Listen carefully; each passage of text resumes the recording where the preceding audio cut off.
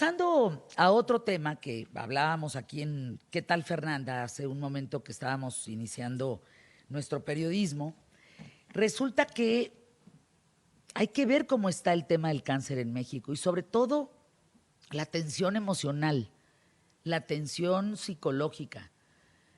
Hoy, por ejemplo, a alguien que le da cáncer está teniendo los mismos problemas o reacciones secundarias que había hace tiempo con las primeras quimioterapias que se descubrieron.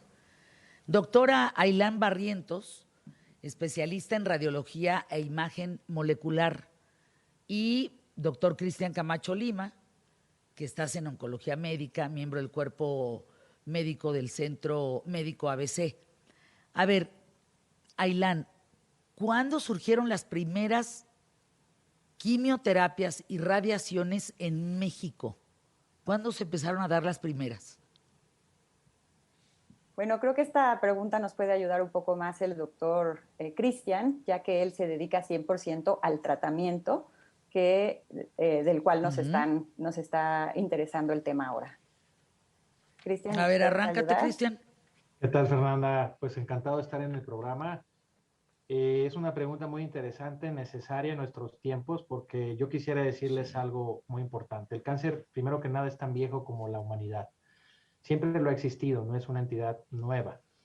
Y pues a raíz de esto, obviamente tiene su historia, la cual es muy interesante, de los primeros reportes existentes en la literatura. Y centrados en tu pregunta, las radioterapias pues tienen su historia desde 1900 a principios, y por ahí ante la necesidad de, pues primero que nada, diagnosticar a través de los rayos X y posteriormente dar un tratamiento dirigido, pues también podríamos llamar que se cruzó un poco con la quimioterapia, inicialmente utilizada desafortunadamente para fines bélicos, con el gas mostaza en la Primera y Segunda Guerra Mundial. Y pues digamos que a partir de ahí fueron los primeros inicios conocidos de este tipo de tratamientos. Estamos hablando, yo de lo que me acuerdo, por ejemplo, en los 80 había en México radioterapia muy agresiva. Es decir, se iba contra las células buenas como las malas. Se te caía el pelo, la náusea, falta de hambre. Las consecuencias eran, los efectos secundarios eran terribles. Hoy, por ejemplo, Ailán, Cristian, ¿cómo son las quimios y la radioterapia hoy en día? ¿Cómo ha mejorado el efecto secundario? Pues mira, la radioterapia evolucionó muchísimo, afortunadamente. Esto que comentabas, pues es porque se utilizaba y todavía se utiliza en algunos hospitales máquinas de cobalto, las cuales mandan una energía que va, digamos, ciertamente desmesurada y no solamente dirigida hacia el tumor o el sitio que se quiere irradiar para tratar de erradicar la enfermedad, que tiene varias posiciones un tratamiento de radioterapia. Yo no soy experto en radiooncología, pero independientemente de ello puedo decirles que hay tratamientos preventivos. El concepto se llama adyuvante, por ejemplo, en el cáncer de mama. Después de una cirugía hay indicaciones en donde se da radioterapia para disminuir la probabilidad de que una enfermedad regrese, y puedo extenderme un poco inclusive a decir que ahora hay radiaciones dirigidas con aparatos, con robots, con aceleradores lineales, que esto hace mucho más preciso un tratamiento. Y hablando de quimioterapias, pues ya contamos con diferentes estrategias que se han pulido, inclusive las mismas quimioterapias. Yo cuando veo a un paciente le platico, a ver, no es lo mismo que hace 30 años. Las quimioterapias también se han modificado y siempre son para ayudar, cuidando efectos secundarios, por supuesto, y que también, para concluir mi comentario, pues ya hay terapias dirigidas, terapias que dependiendo del tipo de tumor se pueden dar de forma precisa, y otro tipo de tratamientos que hoy en día conocemos como inmunoterapias, que nuestro cuerpo responde contra el cáncer. Hola, y yo me gustaría, si me permites, también hablando un poco de lo histórico en cuanto a nuestra área, que es la diagnóstica. Si bien los rayos X empezaron a utilizar desde principios de siglos, más o menos en los años 70 fue cuando se empiezan a desarrollar nuevas tecnologías que hoy en día son lo más importante para el diagnóstico, para tomar decisiones en cuanto a ese manejo que se va a dar a la enfermedad neoplásica o al cáncer. Entonces, Ahora, uh-huh. entiendo que hay, Ailán, Cristian, hay 5 tipos de cáncer en México. ¿Esto es correcto? Bueno, en realidad hay muchos más. O sea, probablemente lo que se haga en los reportes epidemiológicos y contestando un poco esta pregunta, pues sean los 5 más frecuentes, ¿no?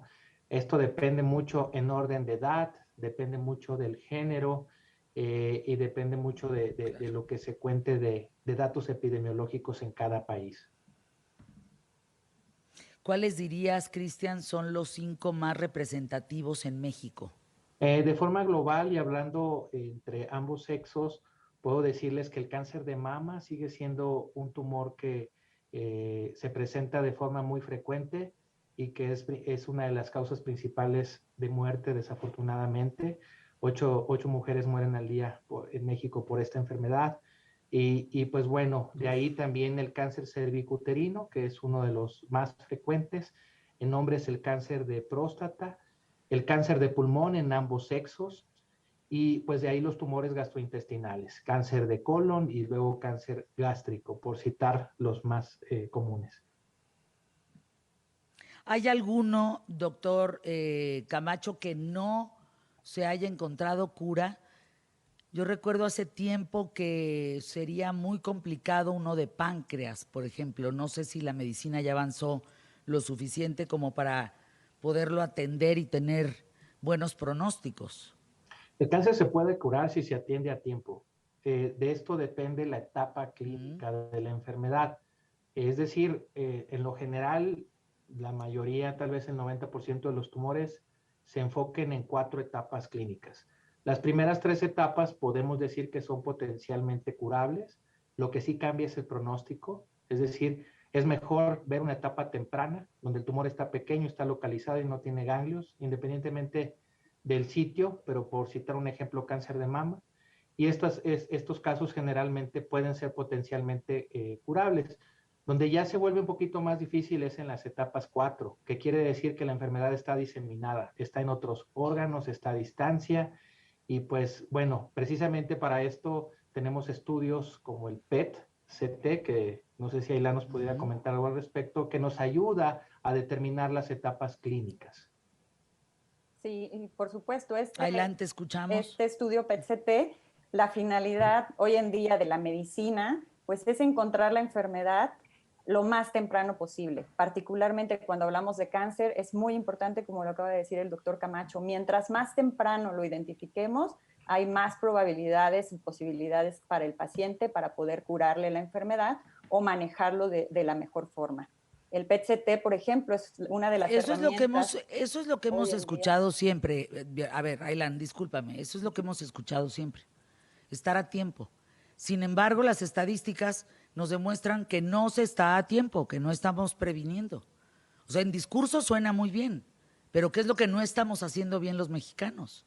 La palabra que Porque acabas de justamente no emplear, prevenimos. prevención, exacto. La medicina preventiva es crucial para poder detectar enfermedades a tiempo y la revisión médica cotidiana, los check-ups, que la mayoría de las personas no está acostumbradas a hacer. Hay que fomentar en nuestro país la cultura de la prevención, sobre todo en el caso médico. A ver, vamos básicamente a números para ver qué es lo que está pasando. ¿Cuánto cuesta un check-up, Aylan? Esta respuesta es muy variable porque depende de en qué lugar se realice, pero puede variar Pero más o desde menos. menos de 1,000 pesos hasta estudios, conforme se va Ajá. incrementando el número de estudios que incluye un check-up, puede llegar a costar hasta 50,000 pesos. pero estudios muy básicos que suelen ser de sangre nada más, de imagen convencionales. Un check-up puede realizarse una persona hasta en un límite de 1,000 pesos, más o menos. Bien, eso estamos hablando en medicina privada. En la pública, ¿hay check-ups? No hay. Hay muy pocos programas ¿Hay de check-up check-ups? que se manejan de forma sistemática en la medicina pública. Ejemplo, el cáncer cervicouterino, el Papa Nicolau, que es el que se promueve principalmente, las mastografías para la detección del cáncer de mama, pero fuera de estos dos, no hay programas a nivel sistema de salud que los lleve de forma correcta o que los difunda a la población en general.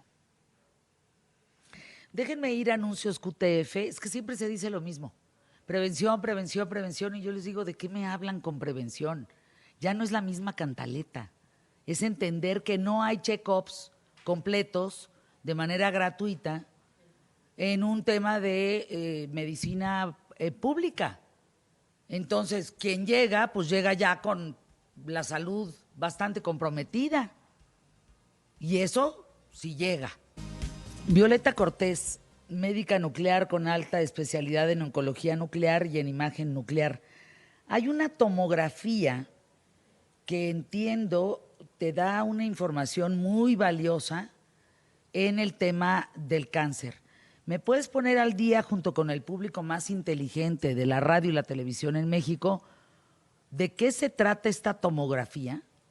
¿Qué tal? Buenas tardes. Mira, sí, la tomografía de la que estás hablando es la tomografía por emisión de positrones y es a la que nos dedicamos precisamente la doctora Elan y yo. Entonces, aquí hacemos equipo, tanto los radiólogos como los médicos nucleares, para con la parte tomográfica dar una evaluación de la estructura y caracterización de los tumores y la parte metabólica, saber cómo se están comportando, porque hay diferentes fármacos que podemos usar de acuerdo al tipo de tumor de que se trate. Esto no, A ver, ¿qué fármacos hay hoy en día, Violeta, por ejemplo? la mayoría, el más frecuente es un análogo de la glucosa, que es radiactiva y que es característico que marca tumores muy agresivos, que es el FDG. Otros fármacos también son, por ejemplo, el PSMA, que permite predecir de una manera muy precisa pues, los sitios de metástasis o extensión de cáncer de próstata. Y se está probando también ya en otros tumores, como cáncer hepático y cáncer renal. Hoy se puede llegar a cualquier parte del cuerpo, hoy se puede llegar a cualquier zona del cuerpo. Sí, prácticamente con estos estudios PET-CT, que son de cuerpo completo, se puede llegar a cualquier parte del cuerpo. Que esa es la característica del estudio, ¿no? Que es un estudio de cuerpo completo. No sé si quiere agregar algo a la doctora Ailán. Sí, nada más para hacer un poco más extensa y entendible, sobre todo para el resto del público. Lo que utilizamos son dos métodos de imagen que se unen y que obtienen o que nos proporcionan información complementaria. Si bien la tomografía computada nos ayuda a ver la estructura, los órganos, cómo están formados y detectar si hay alguna lesión en alguno de ellos, cuando esto llega a ser muy pequeño, la parte de tomografía por emisión de positrones, que es un estudio funcional, aquí el fármaco que más utilizamos dentro de los que dijo la doctora, que es la glucosa radioactiva, es como el azúcar que circula en la sangre normalmente. Entonces, al nosotros marcarla con este material radioactivo, logramos identificar en qué partes del cuerpo hay algo anormal, hay algo que no es lo que esperábamos, y muchas veces es tan pequeño que no logramos identificar una lesión, pero sí podemos saber en qué parte está, en qué órgano o a qué órgano corresponde, y es por eso la importancia de la información que nos ofrece este estudio, que además también, como ya se mencionó, puede abarcar desde la punta de nuestro inicio de la cabeza hasta el último dedo del pie. Y eso nos ayuda a poder detectar lesiones a cualquier nivel. Recuerdo hace tiempo que había un aparato, no recuerdo si era en el Hospital Ángeles, en el sur de la Ciudad de México o en Interlomas, en donde era un PET que tú entrabas como a un túnel, por decirlo así, escaneaban todo tu cuerpo, era un estudio caro, en donde te decían cómo estabas en el tema de cáncer, si había algo de qué preocuparse o no. Ese estudio en su momento cuando llegó a México, pues evidentemente como todo, cuando apenas se empieza a usar, pues es más caro, pero conforme pasa el tiempo se vuelve más accesible. Hoy, ¿cuánto cuesta una tomografía de tu cuerpo en computación? Pues una tomografía para saber si eres propenso o no al cáncer. Un PET-CT varía, o sea, en la Ciudad de México puede variar un poco. Yo que estoy aquí en Querétaro, nuestros precios varían desde 22,000 pesos, 21,000 pesos con glucosa radiactiva, hasta 29,000 pesos para PSMA.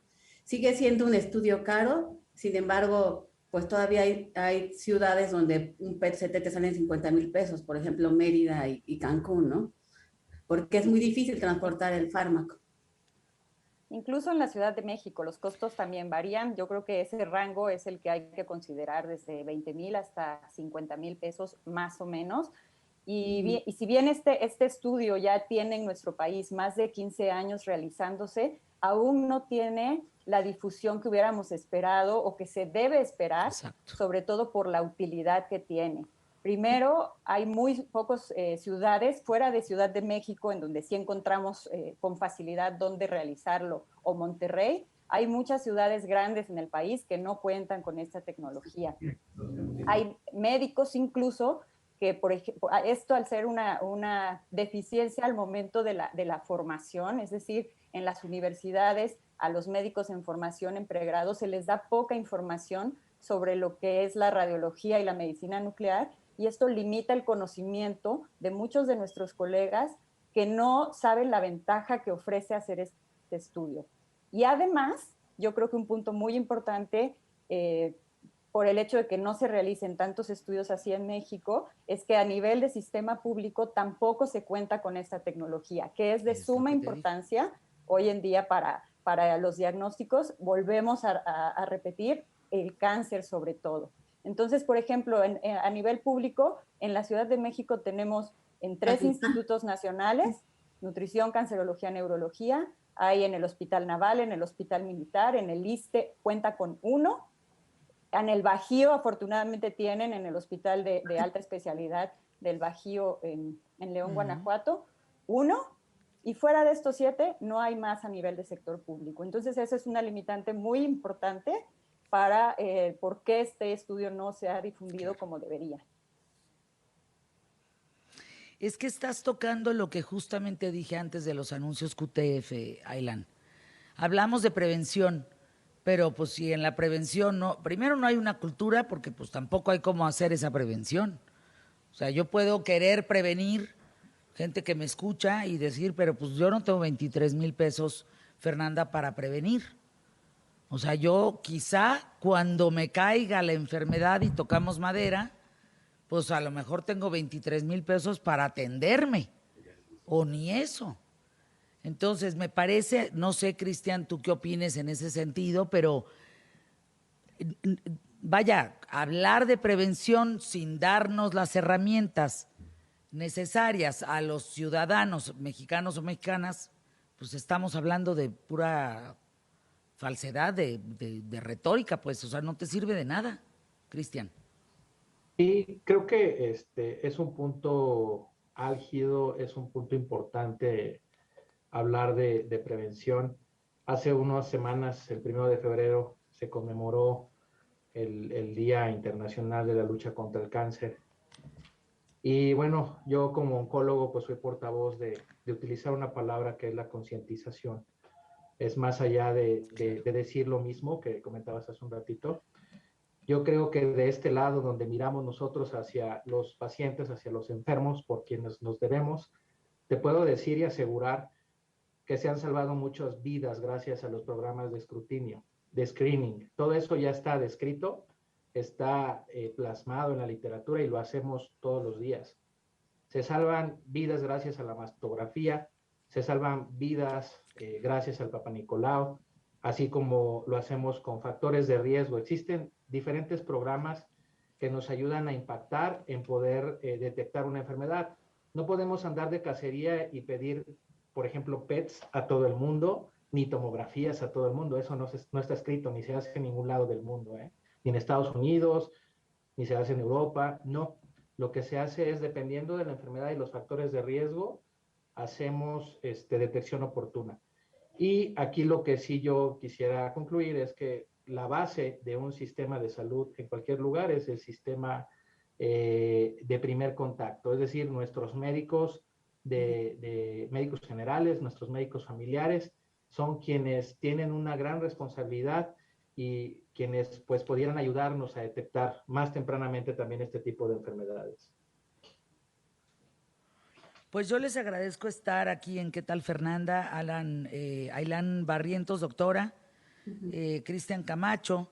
Decía yo al principio, y nos queda un minuto para esta respuesta, de un hombre que está haciendo estudios muy importantes y muy serios en Estados Unidos, el Jean-Claude Senclusen, donde él dice para los próximos, ¿qué será? ¿2030? 2035, quizá podemos curar completamente el cáncer. Cristian, ¿tú qué opinas al respecto? ¿Qué sabes? Pues en eso se está trabajando, la medicina ha avanzado gigantescamente, ya seguramente en algún momento habrá terapias genómicas, ya hay algo que está muy cerca de la realidad, las tijeras genéticas, que hace poco, por cierto, un par de mujeres afortunadamente ganaron el Nobel gracias a este descubrimiento. Exacto. Las terapias CRISP. Entonces hay muchas cosas muy nuevas, viene algo alentador, viene algo esperanzador. Contamos ya con tratamientos que nos han dado esa definición y que pues hoy en día el cáncer puede ser una enfermedad crónica y curable. Gracias a los tres por estar aquí en ¿Qué tal, Fernanda?